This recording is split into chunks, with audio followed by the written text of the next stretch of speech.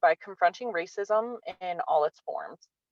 We want to foster a more just community where everyone is welcome, everyone is represented, and every voice is heard. We will stand up against racism every time, and we strive to celebrate the diversity of our community, and we believe Black Lives Matter. Many of you may know this group was formed kind of as a knee jerk reaction to racist comments made by some elected officials in our town. And we have since morphed into an organized effort to support all members of our community and ensure that all voices are heard. And we strive to be actively anti racist in all that we do. We have taken steps to support these goals and this vision through many presentations to City Council, monthly meetings, town halls, our meal kit drive, having members appointed to the policing committee, our upcoming book discussion, the creation of safe spaces in our community, and hosting educational events like this one. And we will continue to pursue our goals through all avenues. And we know that discussions like this are vitally important to our community as a whole. And to discuss why this event and others like it are needed specifically for Washington, I'm going to go ahead and turn it over to our director, Meredith Henderson. Hello, everybody. Good afternoon. Thank you for being here. I'm glad to see so many people here so far. First of all, I'll introduce myself. I'm Meredith Henderson, as Haley said, Director of Washington for Justice. I am going to call out our other committee members. If you could just give a wave if you're comfortable. Who you just heard from was Haley Brockman. She is our treasurer and all-around amazing person. Bonnie Shantz, she is our associate director, also just amazing. Everybody in this organization is amazing, so that goes without saying. So let's see who else. Bethany is our communications director, and is Ike with you close by, or is he on a separate camera? Ike is over there. Hi, Ike. He is our secretary. Let's see. We've got Dan Henderson here, who is a board member. And we have Roger Farmer here, who's a board member. Who else am I missing? Ryan Gibbs here. Thank you, Ryan. Oh, who else am I missing? Anybody? Is there anybody else here? I don't think I see. Is Sonia here? I don't see Sonia. Sonia Leva is one of our board members as well. I don't know if she's here or not, but if she is, please wave. I do want to talk for just a moment about why this conversation is important to have in Washington. And one of those reasons is because Washington has diversity. Our community is 14% non-white, and also our school age population is 24% non-white. And that number is growing. Washington continues to grow into a more diverse place. So we should be wanting to welcome the growth of diversity. So we should ask ourselves how we're making that happen. Are we a place that's welcoming to people of color? And what can we do to make that effort more apparent? For example, Fairfield, who is just 25 or 30 miles south of us, just started a diversity committee within their city council. That's one of the things that I would love to see happen here in Washington. And Washington for Justice will keep trying to make that happen. Do we have representation in our leadership? Inclusion and community events? Are we supporting our minority-owned businesses? Are we listening?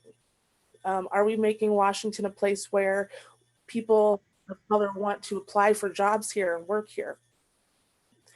It's up to us to require and encourage our local leaders to adopt policy and ordinances that are anti-racist, foster growth, and racial equity. Everything starts at the local level, and we work our way up. So this is important for our community because of that. Another reason this is an important conversation to have in Washington is because racism does exist here. It is not just a big city issue. I have heard that a lot in many different ways, that it's just not a problem here, but that's not the case. If I may, I would ask our Associate Director, Bonnie, to share a couple of the experiences she's had in Washington regarding racism.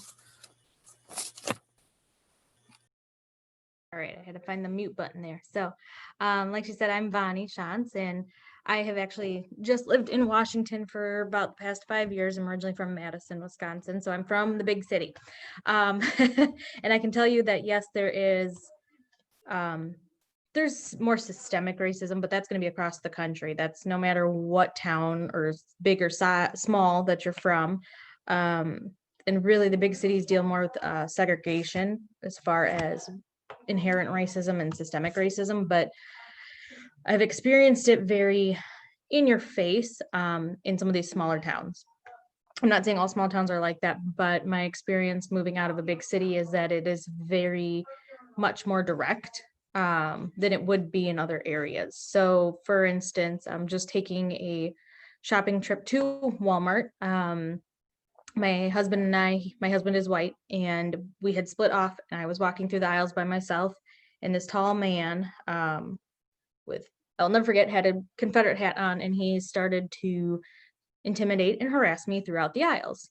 Um, and I just had to keep pretending like I was grocery shopping, and it wasn't until my husband came next to me that the guy finally backed off. Um, and then my husband kind of looked at me like, what was that all about? And I had explained that was his very first blatant experience too. And I think, him growing up here his whole life, he didn't really see it in the way that we would see it as people of color. And so for him, that was an eye opening. Oh, this is truly a problem. And I know with talking with other POCs, it's done in those manners, or it's done in ignorant terms, or for kids, seeing it at the school level, at that aid kid level, asking people why they're this color and that kind of stuff. So it's neat to see all these faces here. I'll say that I'm very excited to transition there and say I'm very inspired by all the people who've joined in and want to make it a more inclusive community. And I'm excited for all of us to educate, and including myself, what we can do to make this community more welcoming and to make it a safer environment for all backgrounds and to start our social justice. Thank So you. I'll hand it back to Meredith. Thank you for sharing those experiences. We do appreciate that. So just to give a couple more examples before I hand things over to Professor Spears about the fact that racism does exist here in Washington. I put out a survey a month or so ago to the public in Washington, just with some general questions about, first of all, mostly aimed at our diversity populations here, asking if they feel safe, if they had experienced racial discrimination. And I just want to share a couple of those responses. We had a 19.5% response from people of color. 97% of the people that took the survey said they are from Washington. We had one person that said someone wrote, quote, "I hate," and then the N word on sidewalk in front of their home, on sidewalk chalk. They reported it to police, and their quote is, "The police didn't seem too worried." Another person said someone had told them that they were concerned about a group of Black people that were at Sunset Park, and all they were doing was sitting at a picnic table eating lunch. Another person reported they feel they're discriminated against every time they leave the house, whether it be they're the last in line somewhere or the last to be served at a restaurant. I also was not prepared for this was an anonymous survey, and I didn't even think about the fact that that provides a platform for somebody who would say negative things. So one of the questions was, do you feel safe in Washington? And the answer to that was, quote, "Yes, because of the low numbers of Blacks and Mexicans," unquote. Another question was, have you ever experienced or witnessed racial discrimination in Washington?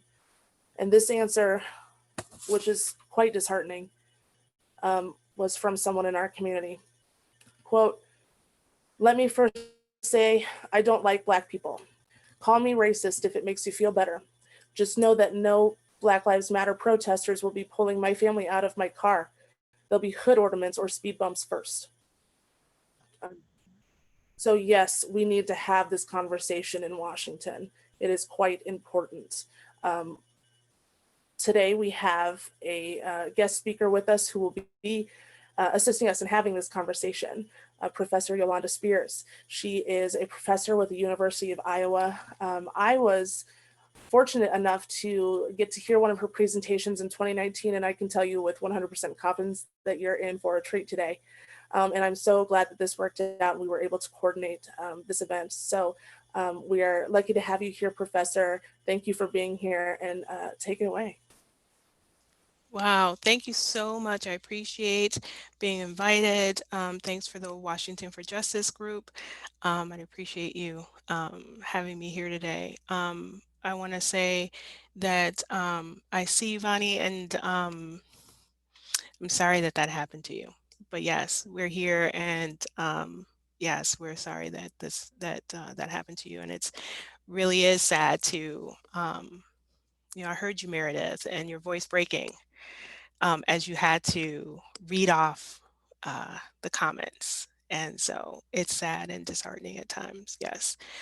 So I want to do a little housekeeping first. So one of the things that's going to happen today is that we're going to ask everybody to keep their mic off, okay, unless you're called upon.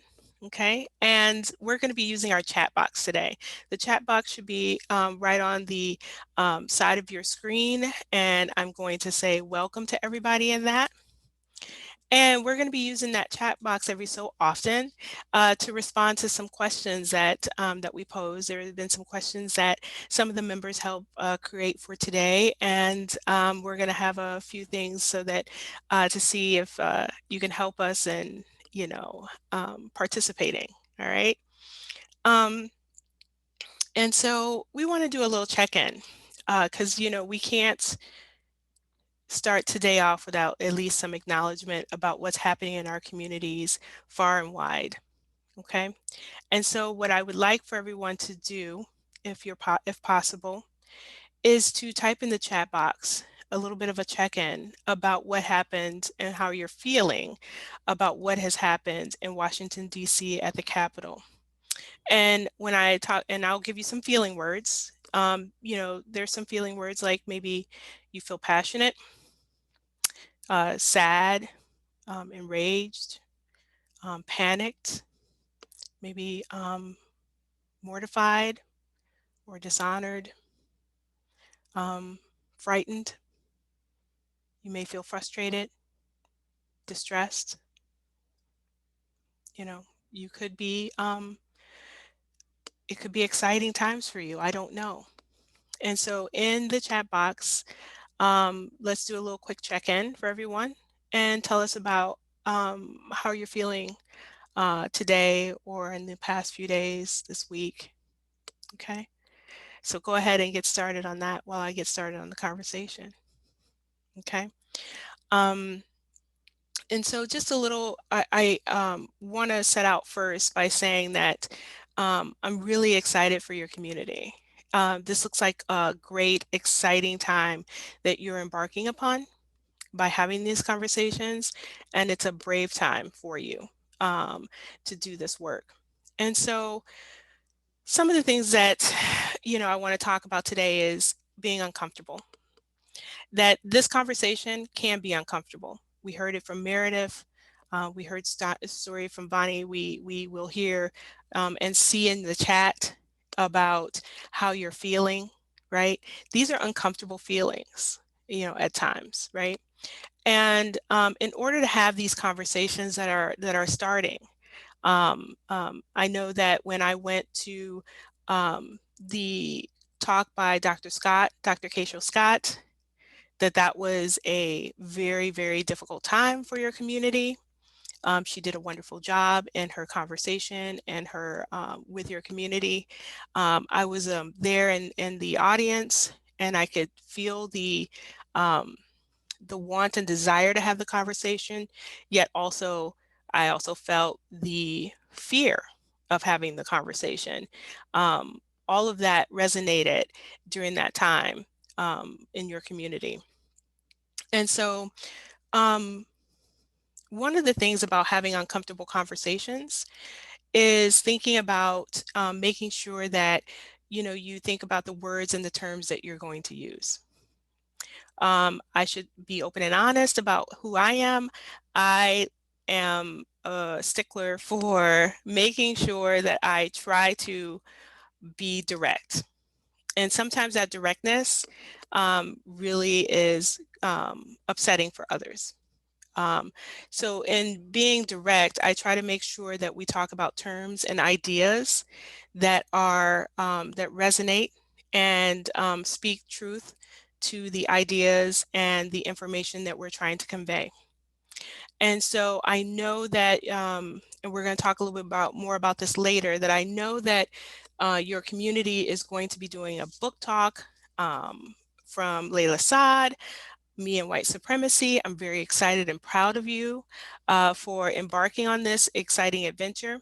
And so what I want to talk about is words and terms. I know that even saying the word white supremacy for some people can feel like your tummy is turning.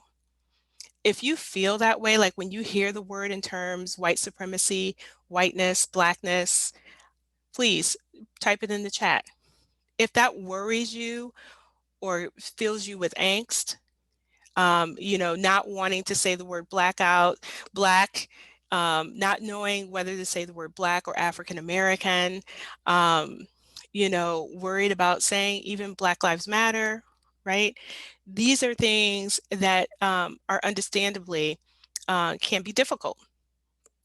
And it's possibly because we have not been using the terms as much as in this way in the past.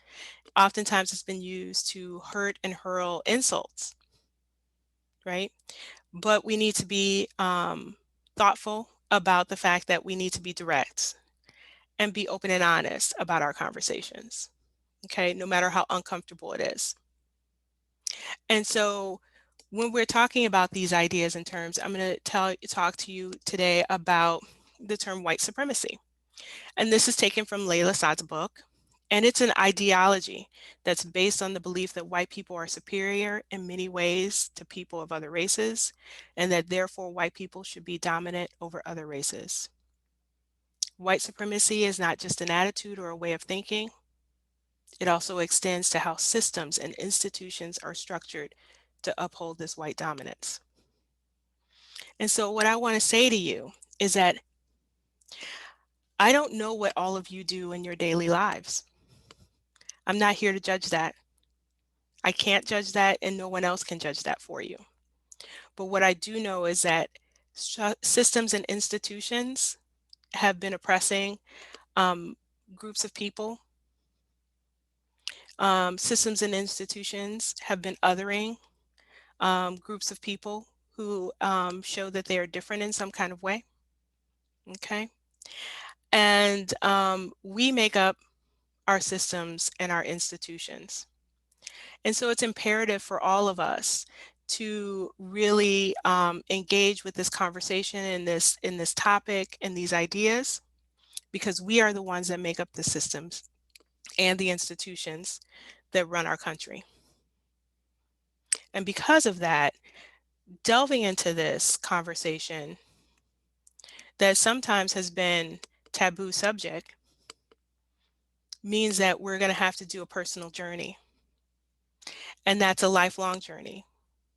It happens all day, every day. It does not end until we go to our grave. And so if you think you're too old to do this work, you're not. If you're still alive and kicking, then you're learning. Okay. If you think your children are too young to know about this, they are not. They need to hear it from you. And they need to hear that you are embracing this uncharted territory with them. I cannot tell you and stress to you that you cannot, if you don't talk about it, someone else will talk about it with your children. And you may want to be thoughtful about who that person is, okay? And so I appreciate what you put into the chat box. And what I'm going to do now is I'm going to see if you're still there with me. I'm going to ask you something. and I want you to put in the chat box. And I think Ryan and some of our committee members are going to be watching the chat box, and they're going to alert me if there's something that we really need to talk about. But we want to know from all of you, how are the events in Washington, D.C. connected to Washington, Iowa? I'll say that again. How are the events in Washington, D.C. connected to Washington, Iowa, where you are? Okay. And so, when saying, talking about words and terms and ideas, talking about white supremacy, ideologies is a system of idea that aspires both to explain the world and change it. You want to, where are you in this space, right?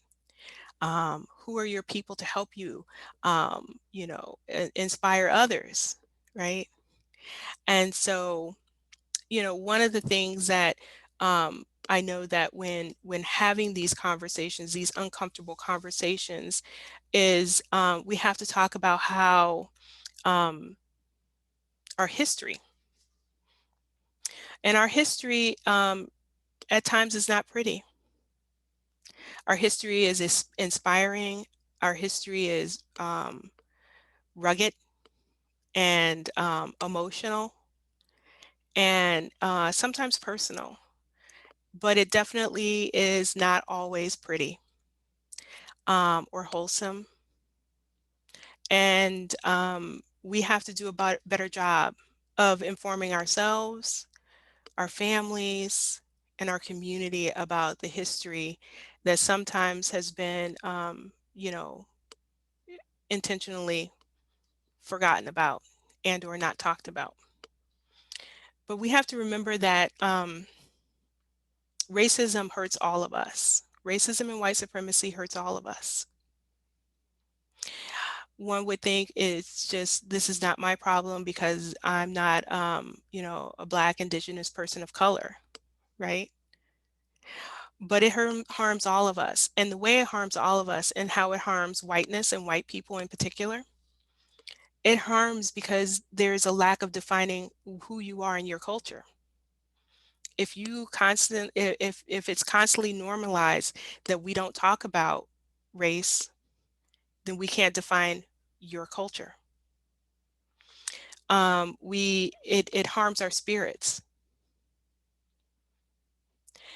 It harms relationships, and it hinders relationships and creating other relationships with other people that don't harbor your same experience, ethnicities, background, or culture or race.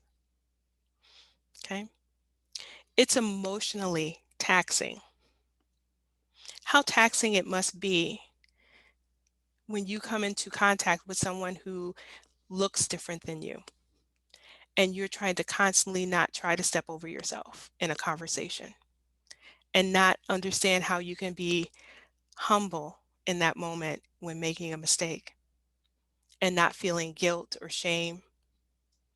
That's emotionally taxing constantly, right? It harms the idea of being able to be a critical thinker and engage in conversation and give pushback. Okay. These are some of the ways that it harms you as if you are a white person, white passing person, someone who identifies with whiteness. That's the harm. But then you have to think about it in a larger sense. How does it harm our community when we are constantly, um, you know, um, holding up systems and institutions that oppress others? Some of the ways that it harms your community is that means that some of your children, once they leave, may not come back. Then that means that your community will continue to get older and older. And if there's no new infusion of individuals, that can be harmful for your community and its livelihood, right? It can also harm your community in ways that you've never expected. Who would want to have their community blasted on national TV? I know I don't want my community to be that, right? I want my community to be blasted on TV because we're doing things that are groundbreaking, moving our community forward, making it a welcome place, right? Oftentimes people ask, how can I make my community more welcome? The number one way that you can make your community welcome is by engaging in these conversations and having open and honest conversations about it, right? Another thing that, that we should talk about also is about this idea of cultural humility, okay? Cultural humility has three major components to it, okay? Critical self-reflection, that means where you are reflecting on yourself, your ideas, your behaviors, your conversations, your relationships, all of these things, right? You're critically reflecting on those things, all right? That means that you're open to be a lifelong learner, right? Like I said, you're doing a book group in your community, that's lifelong learning right there, okay? And, institutional accountability. The forming of this group is about institutional accountability for your community. All right. And so you want to learn to value the experience of others and the lives and the stories that they tell you. And in order to do that, you have to open yourself up to evaluating yourself. And that's an important piece in all of this is evaluating yourself. Okay. And so when I feel when this conversation is starting, and when we're having this current conversation currently, it's hard to sit in it if you feel differently. This may run counter to what you've been taught, what you feel, what's comfortable for you. And I encourage everyone to sit in this, right? To engage in this conversation. That's the important piece. No one is telling that you have to like it or love it, but you just need at least to engage in it so you can have a conversation. And that's what the important piece is. It's not about liking it or loving it. It's about engaging in the content so that you can have a larger conversation, a broader conversation, right? If you go into a conversation thinking that the only reason you're going to do that is to change that person's mind, you should not start the conversation. It is not up to you to change someone else's mind. It's up to you to have the conversation. And oftentimes what we talk about is, especially in my classroom, is about calling in and calling out, right? And these are some important things to do. When instead of, going into a conversation where you're going to call out someone, and I think some of my students are in this class, in this space right now, and they probably can tell you how that all works. But that calling out piece is when I liken it to burning a bridge. Like when I am ready to call someone out, which I rarely do. I can't even think on one hand. I have never ever one hand that I've called someone out. I liken it to me walking across the bridge, lighting a match, and tossing it behind me. But all the spaces I go into it knowing that I'm going to call someone in. When they say something, when the things get tense, when we are in disagreement, I often have to use some ideas and terms and open myself up to being a listener. And to do that, I often have to ask the question, where is this coming from? What do you mean by that? Right? When I call someone in, that means that I want to stay in relationship with them. There are many people that you don't agree with, even in your own family, at your own dinner table, right? And you have to constantly have to call them in. And like I said, I would never dare to have someone utilize the call out to the point where they're striking a match and burning a bridge. But there are some occasions where there has to be. right? And it could be when you're walking through that store and somebody is following you and started maybe saying something racial to you. It's time to call out. I'm not going to be in relationship with that person. They don't honor my humanity. Me as a human, me as a woman, me as a Black woman. I can't have a relationship with you. I will be striking that match and burning that bridge. But if I'm talking to Roger, right, Roger? We're talking together. Roger Farmer and I are talking. Roger says something, and I'm like, this is interesting. Tell me more about that, Roger, right? Because I want to be in relationship with Roger. I'm not going to burn that bridge. I want to cultivate that relationship. And there may be times when me and Roger, which we have not, just want to say that. And Roger's just the person that's right next to me on my screen. But there may be times when I have to tell Roger, you know what, Roger? I'm going to put a pause on this and we're going to come back to this because it's an important conversation for us to continue to have. And or I'm going to go gather some more information and we're going to talk about this again later. I'm coming back for Roger. Roger's coming back for me because we're in relationship and I'm going to call him in. And so these are important things to remember because I think you're going to have to utilize this when you start your book. When you start that book talk, you're going to have to start utilizing some calling in. Okay. And so, and I think that that's an important piece is to remember that. All right. So we're going to get to the third question that we have for you for today that I want you to put in your chat, in the chat box. This is an important one, and it's going to require you to go out on a limb.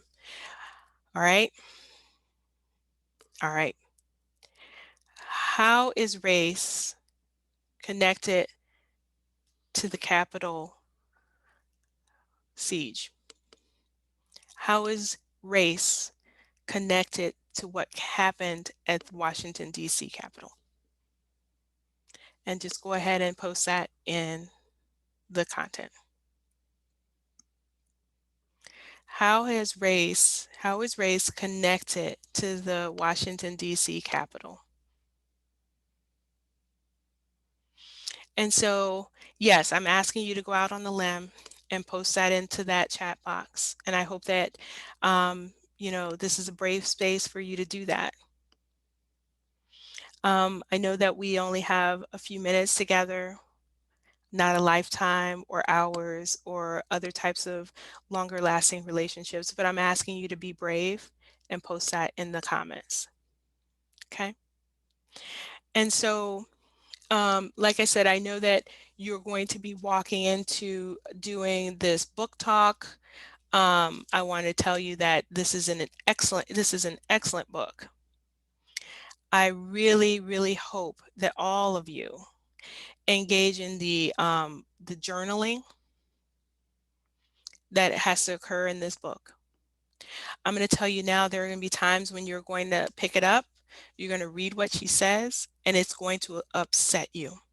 You're going to want to shut it and set it down, and you're going to want to sit down in your journey and say, I'm done. But I'm going to have to encourage you, take a step back from it, take a breath, go do something, and come back to it. Open it back up again. Read it again and write from your heart. Because it's important for you, no matter how it may sound or what kind of pushback you're going to receive from it, for your comments, you can handle it. You can handle it. You can handle that.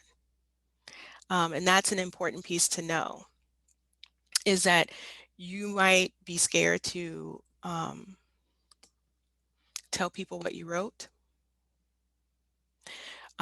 You may try to do some emotional mental gymnastics in order to absolve yourself or say that it's not you.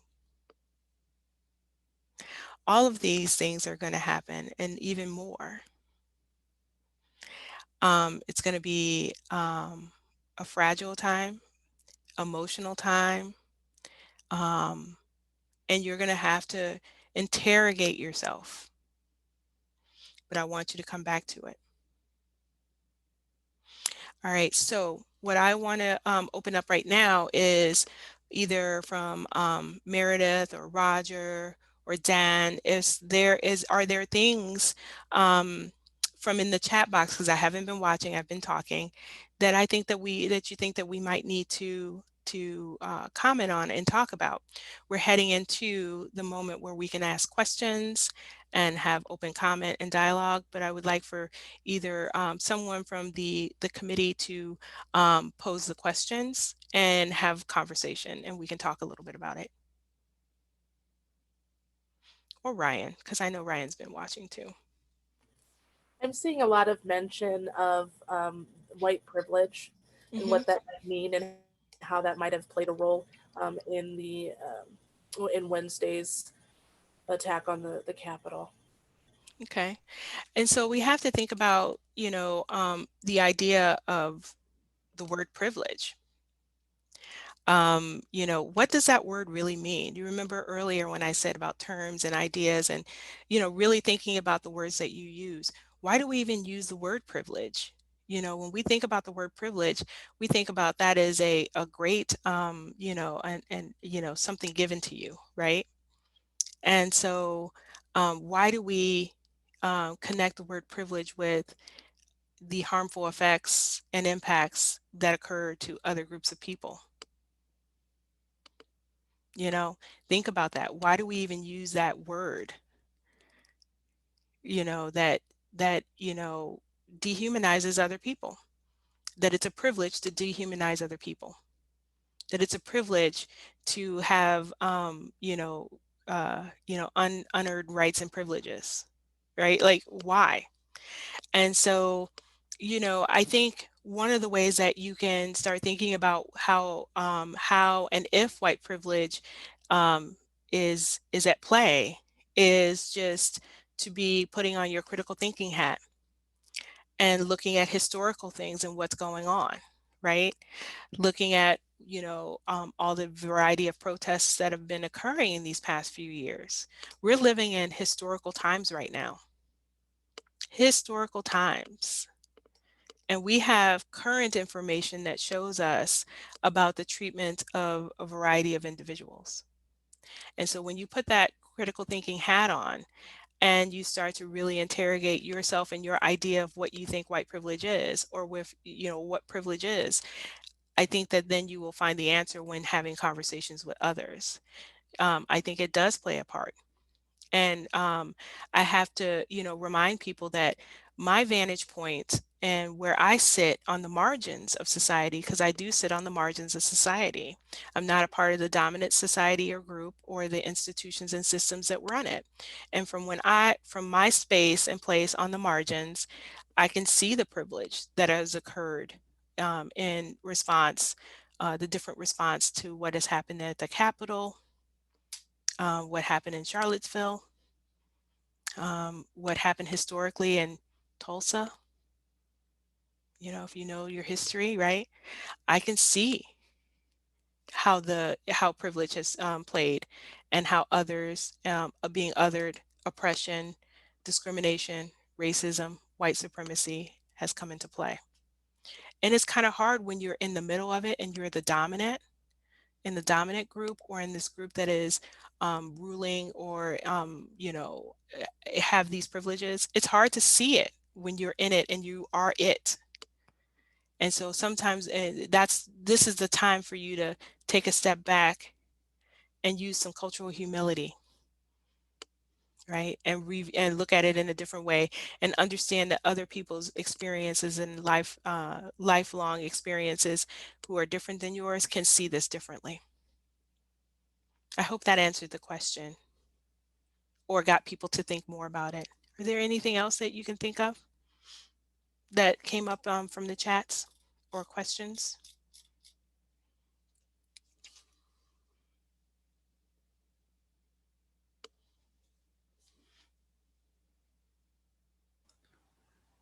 I will say there's a lot of mention also about the difference in how law enforcement treated this group of rioters versus how they treated Black Lives Matter protesters. Well, similar to what I, part of the conversation is this interrogation of the systems and institutions, right? And so I would have to say that our government, our law enforcement agencies need to take a long look at themselves and how they are set up, the messages that they're receiving, um, about who and how they are, um, engaging in with the community. And I think that is their this cross that they to kind of have to bear. They need to bear the consequences of the actions that have occurred in the past, how they're originally were set up to do and what they were supposed to be doing, and how it has evolved into current policing today. We have to also think about the monetary piece about policing, the prison system, the court system, and the financial, capitalistic kind of view as we talk about the industrial complexes that that continually, um, you know, harm other people, harm people, people who are marginalized voices, right? And so those are some of the things that they have to do in their critical reflection of themselves and their agencies and their institutions. And, like I said, we as a people make up the institutions and the systems. And that means that we need to critically investigate ourselves so that we can bring that forward to the institutions and the systems that we participate in. Anyone else?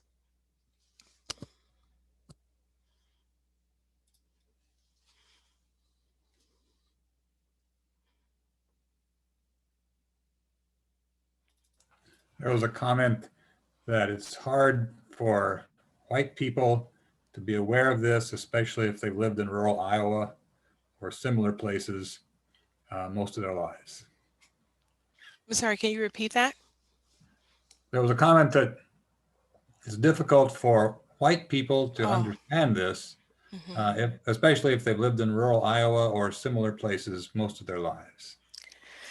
Yeah, but with the invention of the internet and cars and all these different things, the rural life is so not as rural, and our world is so much more open to us than ever before, and even more so. Like we have podcasts that we can listen to, videos, TED Talks, we can do class virtually, right? And learning, right? There's so many things that we can now do, listen to radio shows and make other choices about what we listen to and who we engage in, and not constantly engage in this echo chamber of ideas and information that constantly aligns with what we think. Right. And I think that that's what's important, is to be able to engage in other conversations, um, and engage in other content in order to challenge ourselves in our critical thinking. I know that that is difficult, though. That goes counter against who we are as individuals at times, right? And it's a brave thing to do once you get started, right? I also want to mention too is that in all my time, I think the most difficult part, one of many, I should say, difficult things that I've come up against is watching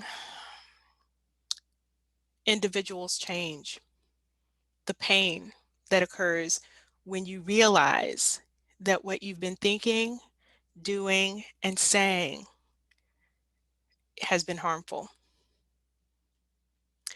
Um, you have to then really come and see yourself in a different light. And it challenges the ego, right? If you decide that you're going to change a stance, for instance, about race and how you've reflected possibly harmful ways, um, you have to, people think about, well, what is my family going to think? What are the people around me going to think? How are they going to see me now? Will that make me less than?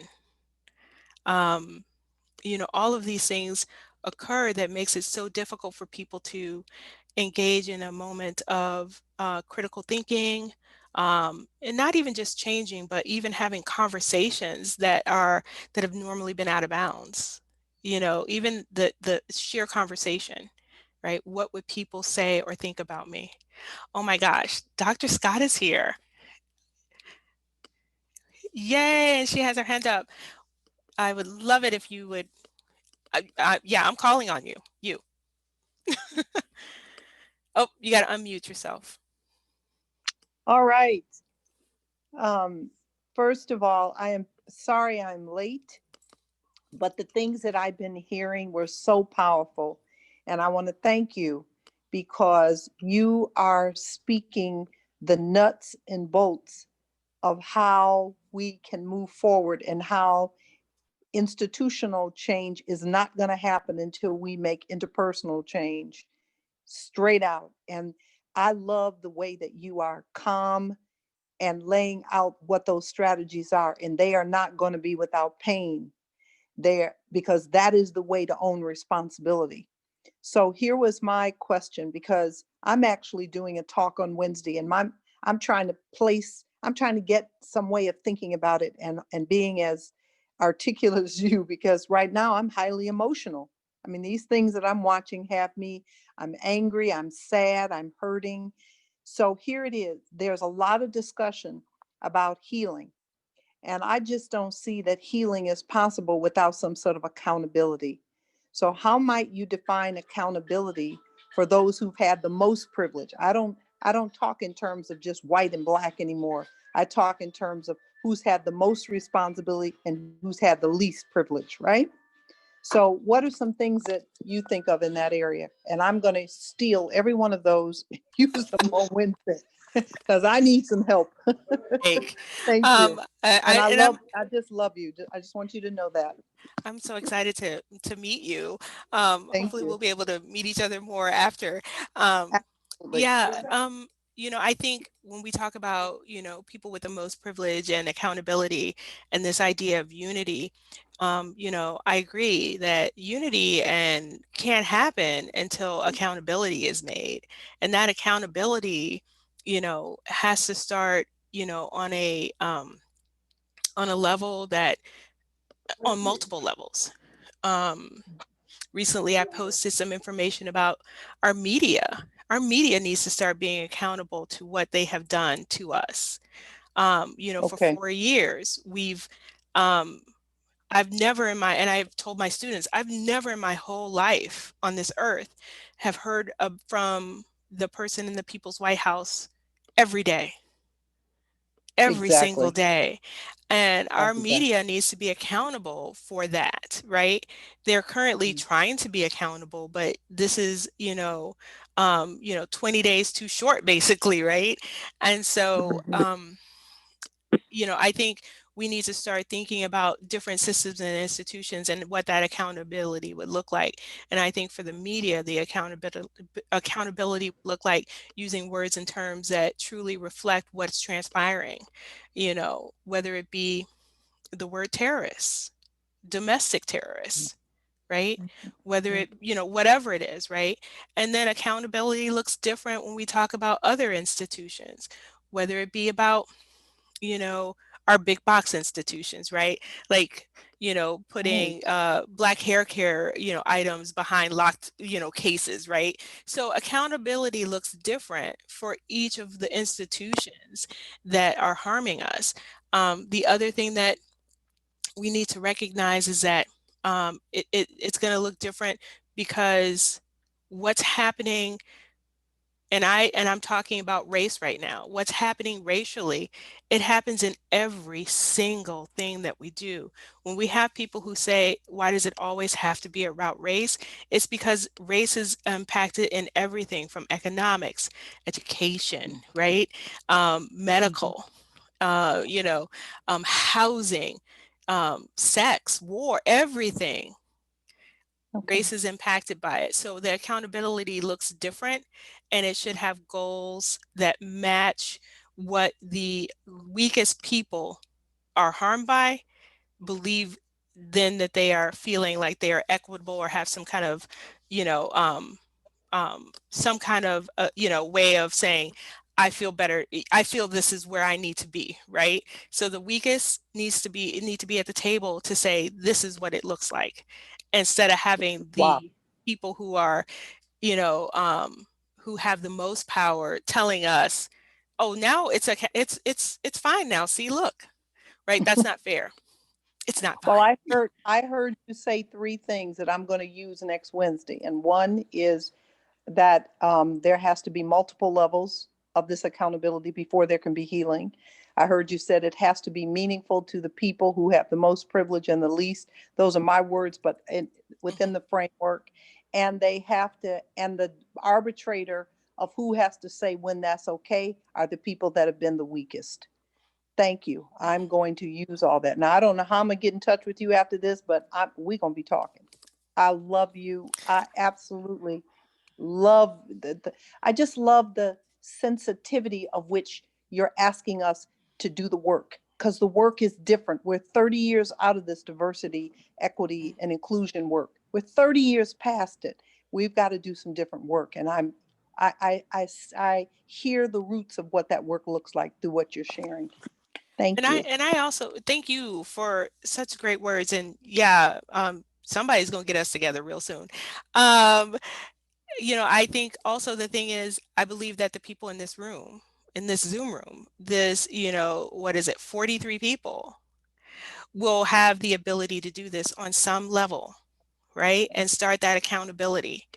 And it Yes, just because it doesn't, you think that it doesn't look like, oh, it should be here, every little thing. You have a circle of influence that you need to do your work in. And if that circle of influence is, Isabel and her cat, that's all it is, right?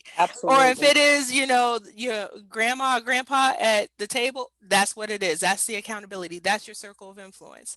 And if you can start having conversations, and I'm not saying you have to have, the goal of the conversation is for you to change their mind. The goal of the conversation is to have an open, honest dialogue, and using words and terms and ideas that speak to what it is that's going on, right? And so thank you, Isabel, for letting me use your cat, because I've seen your cat a whole lot in this talk. All right, anybody else? 23, oh my gosh. Anybody else? I actually have 23 cats. I run a cat rescue. Right on. Well, you have a circle of influence of 23. So get to work, Isabel. All right. Anybody else? We're coming up against the time here, and if there's anything else that you would want me to address, or if anybody else from the committee would like to have a say.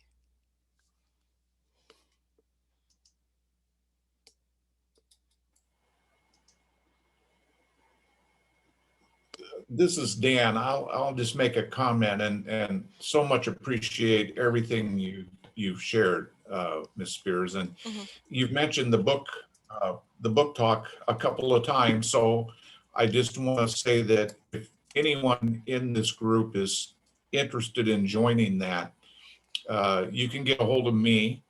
And I'm on Facebook, or you can do it through the Washington for Justice Facebook group.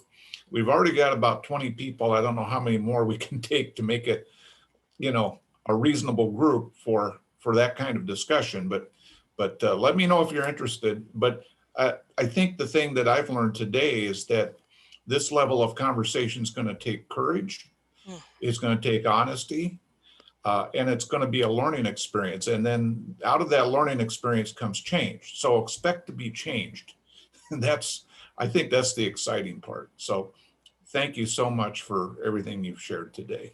Thank you so much for having me. I really appreciate all of you for wanting to do the work. I'm always humbled by that, right? Because you could certainly just not do anything at all, And the fact that you came today meant that you want to do something, right? And you can't unhear it, right? You have to do something about it, right? So yes. Anyone else before we sign off?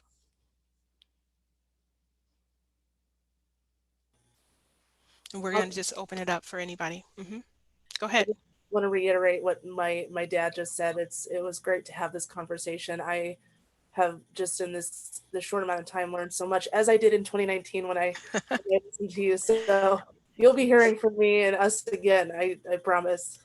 Wonderful. I want to thank everybody for spending a little bit of time with us, and I wish you luck in your book groups. I hope someone will keep me posted about how it goes, and what I really want to know is what was the most difficult one, right? What was the most difficult day that you had to engage in this workbook? Okay, what is the most difficult piece? I want to know how you are grappling with it. I want to also tell you that, okay, you go through the book, great. Guess what you should do? Go through it again, right? Don't just put it back on your shelf, all right?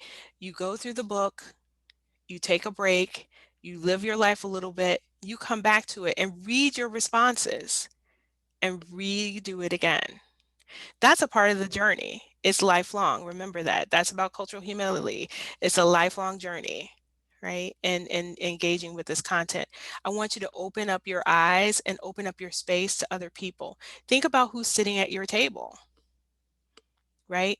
Who's sitting at your table? If it's everybody that looks like you, thinks like you, talks like you, then that means you need to have need to have some more people at your table. Expand your table, okay? And start bringing in other people, other ideas, and other experiences to have a true relationship with someone. Not on this relationship where you need to have information about their culture, their background, their ethnicity, their race, their whatevers, right? Their sexual orientation. A true relationship is a give and take. I learned something from you today. You learned something from me. That's the give and take, right? And that's the relationship. Okay. All right. Did you want to do any closing, or is there anybody else before we leave?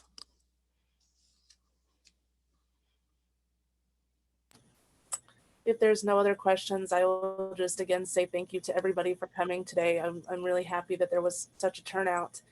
And I hope to see most all of you at future Washington for Justice events.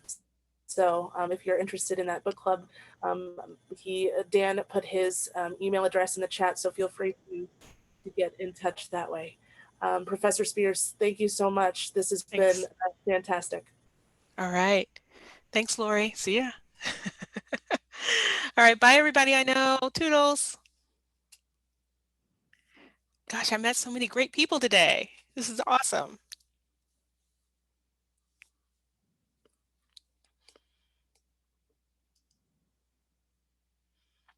Oh my gosh, John and Becky have a baby with them. Holy smokers.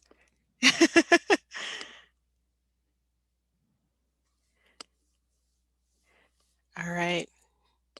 Are we staying for the unpacking?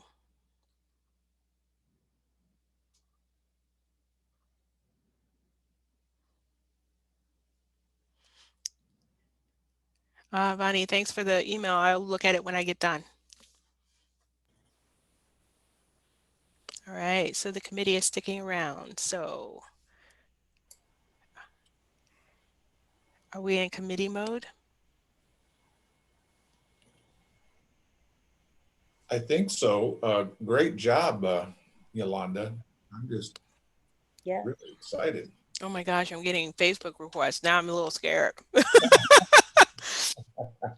Oh my gosh, I'm sure. Yes, now I need to find out who people are. I'm gonna have to ask questions while we're here in the space. All right, so how's everybody doing? Nancy Harvey Miller. I don't know who that is.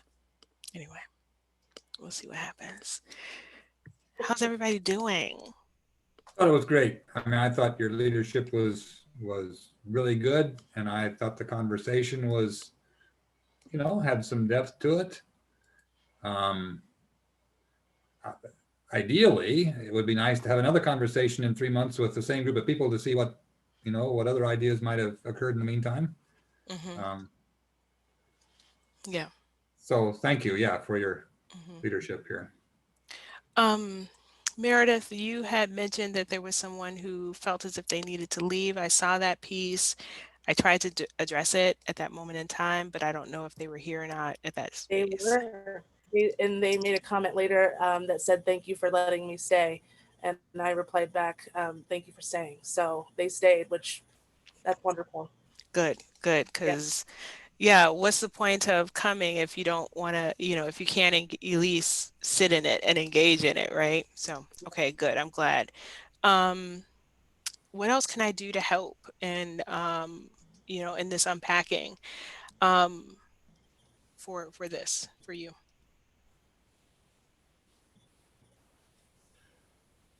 I'm curious what you think about the responses that you read in the chat. I know you didn't get a lot of, uh, audio feedback from people, Mhm. but what about the chat? What are your thoughts there? Well, I didn't get a chance to really look at the chat. I was trying to really concentrate on staying on the message, but I'm going to save the chat. And if you like, I can look at the chat and then make some comments to the committee if you want me to. I I think can, that'd be great. okay, I will try to do that and kind of look at that. I think, you had a really great turnout. I don't know, I think it was like 40 something, 43 people or so. And I think that that is great at this point in time to be able to have that many people in a space to have a conversation. I think, if you do something like this in the future, definitely making sure that possibly having people ask questions beforehand, or like, especially if when you're doing this book group, if you decide that you want to do this again and maybe have after the book, kind of chat, um, have people post questions and ideas that are gnawing at them so that whoever you choose to come to speak or whatever your format is, then that can then speak directly to what it is, right? It seems like today was just a little bit of a dose, right, to get you started. But like I said in our earlier meeting, you can have some pointed conversations about maybe some historical things and what have you, right? That help with that conversation, especially with the people that are living in your space, right? So, Just so you know, that our mayor was there oh, and the city manager was there. good. I think I saw Brent's name. Did anyone confirm that? He was there. Okay, Yeah. There. good. I hope that they get something out of it. And like I said, they can't unhear what I said, and they can't unhear the questions and the topics and what Dr. Scott said either, right? Like, you just can't. And Yep. I was really moved by your story, Vani, really was. And, people need to understand what's transpiring in the place where they lay their head, right? And you think you're safe at night. This is, you being unsafe means they're all unsafe. I mean, Right. And to that's point the out that truth. mine was more mild form too, compared to what I know some people have experienced. Yeah, and I don't even go there. I mean, micro is there's nothing of micro about being having an aggression, Mm-hmm. contact. This is all racial trauma, right? And so if you're laying your head at night thinking that you're safe because you don't look like Vonnie, then you're in a world of trouble because we've already seen that at the Capitol building. That was white on white violence. Right. That's what that was. And we know black on black crime is a fallacy. Well, at least I know. And I think there may be some other people that know, but more people need to know that that is a fallacy and it's untrue. But, when you think about it in those terms, that was some white on white violence. And so if you lay your head at night thinking that you're safe in your space, that's not true. Yeah.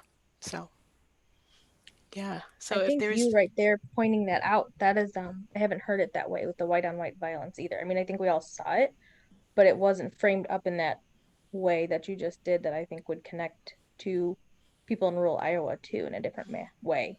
Make it hit more close to home.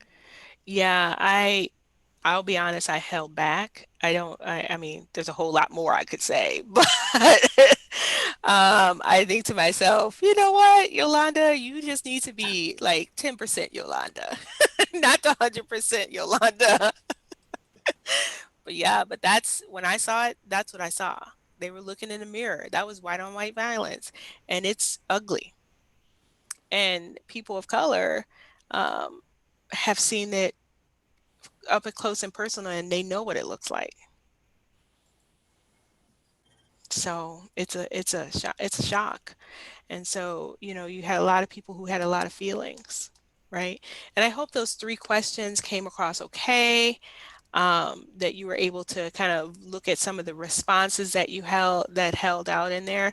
I could see that there was a lot of people, you know, some other people who were not from Washington. A few of my former students were there, and coworkers.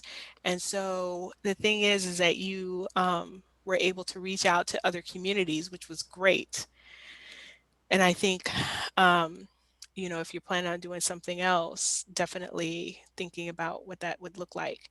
Hopefully, you'll have other people from other communities come into your book group if you can, you know, hold them, if you can hold that space. Just be careful about how big it gets, because then people can sit in the, you know, you know, right in the crease and not do anything or not move themselves, right?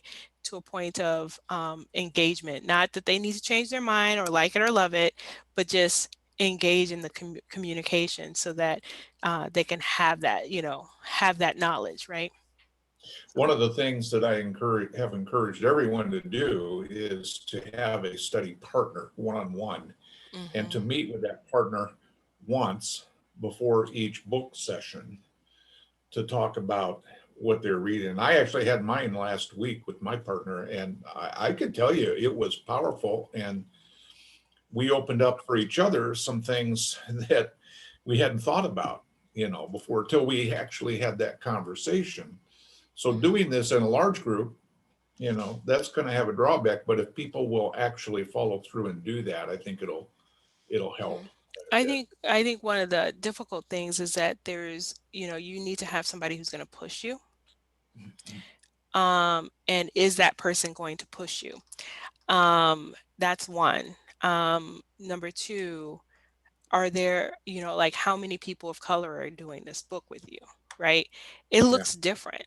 And I know for me, um, when I'm doing this work with students, I use this book's for students of color.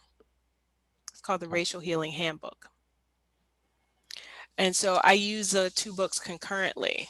Um, so I use this one for white passing. They self-identify. You self-identify who you are, how you walk in this world, how you live in this world. And so, yeah, this is probably great for your group of people, but I use this for my students of color, BIPOC students, people who walk in this world, othered, that kind of thing. Um, because we need to come at racism and white supremacy together, but we can come at it in different ways, like how you've been impacted and here and how what your role is and how you're complicit, what your role is and how you're complicit, right? And you come at it in different directions. And once you come together, you know, this person of color is healing in understanding the impacts of racism and white supremacy, whereas the other person is learning their role in complicity and how and that self doing that self-reflection, self-reflective work with this person doing their self-reflective work, and they can come together and do bigger work. But you know, that's a whole nother session. I might have to charge you for that one.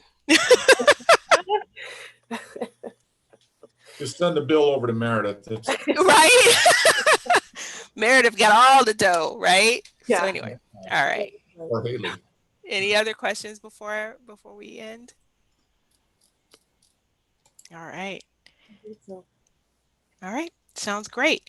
All right, I'm gonna get out of here. It sounds like my grandson has now come and he's gonna be like, yo, G, yo, G, yo, G, I got things to tell you. And I'm gonna have to listen to all the things and go play with like rescue bots and watch Paw Patrol in a minute. There Wish you me go. luck. That was cute. Is it okay to send you an email about payment? That'd be great. Yes. And then I will look over the information that was in the chat. And so I'll do that too. Sounds good? Great. All right. Wonderful. All right. Thank Have you. a great day, everybody. Have a great Yeah. Sunday. Thank you very much. Bye. Yeah. Thanks. Bye. Bye.